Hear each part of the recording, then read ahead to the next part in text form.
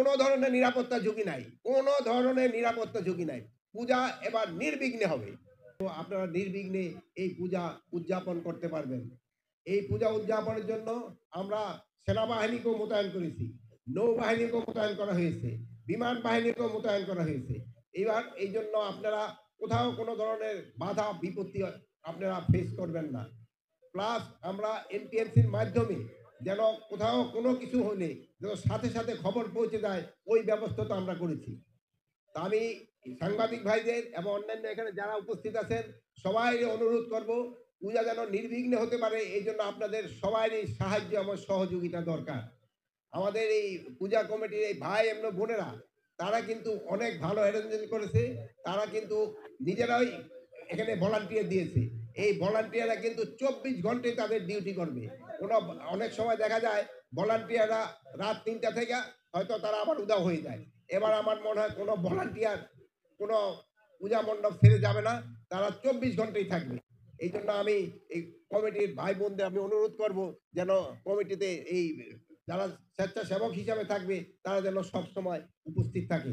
এই স্বেচ্ছাসেবকরাই কিন্তু আমাদের সাথে সহযোগিতা করবে এবং তাদের মাধ্যমে কিন্তু বিভিন্ন সংবাদ আদান প্রদান করতে সুবিধা হয়। তো আপনারা সবাই ভালো থাকেন, আমি এই দোয়াই করি এবং এই পূজা যেন ভালোভাবে সম্পন্ন হয় এই জন্য আমি সবার কাছে আশা করি। আমি এটার উত্তর অবশ্যই দিব। আমাদের পট পরিবর্তনের যে ৫ তারিখে ঘটলো তার আগে আপনি দেখেছেন এদেশের প্রধানমন্ত্রী পালিয়ে গিয়েছে ভারতে।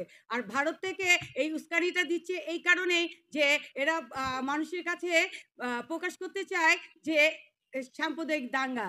আসলে তারা কিছু লোককে পয়সা দিয়ে তারা পুতুল ভাবে সাজিয়ে পুতুল যেভাবে সাজায় ডামি, সেই ডামি যারা তারা নির্বাচন করেছে সেই ডামি দের দ্বারা আমাদের সব পেতাতা তো এই দেশ ছেড়ে পালাতে পারেনি, কিছু রয়ে গেছে। তারা শাহবাগে প্রতিদিনই কিছু না কিছু ছোটখাটো প্রোগ্রাম করছে। আপনারা কি এই ১৫ বছর দেখেননি আমরা যে নিরাপত্তায় ছিলাম না, আমাদের পূজা যে ঠিক মতো করতে পারিনি? আর এই ২ মাসে এই অল্প দিনের মধ্যে আমরা সারা বাংলাদেশে প্রতিটি মণ্ডপ, আপনারা জানেন যে কলাবাগান মাঠে যেখানে দুর্গা উৎসব হতো সেখানে তারা পূজা করতে দেয়নি বিগত দিনে যারা ছিলেন অবৈধ সরকার। এবার কিন্তু সেখানেও সাড়ম্বরে পূজা হচ্ছে। আপনারা দেখেছেন ওয়ারি পূজা মণ্ডপ ভেঙেছিল, সেই ওয়ারি পূজা মণ্ডপে এবার পূজা হচ্ছে। আমি তাই বলবো যে ভারত থেকে যেটা দিচ্ছে ওটা ওদের স্বভাবই মধুবল্লার চাকে ঢিল মারা।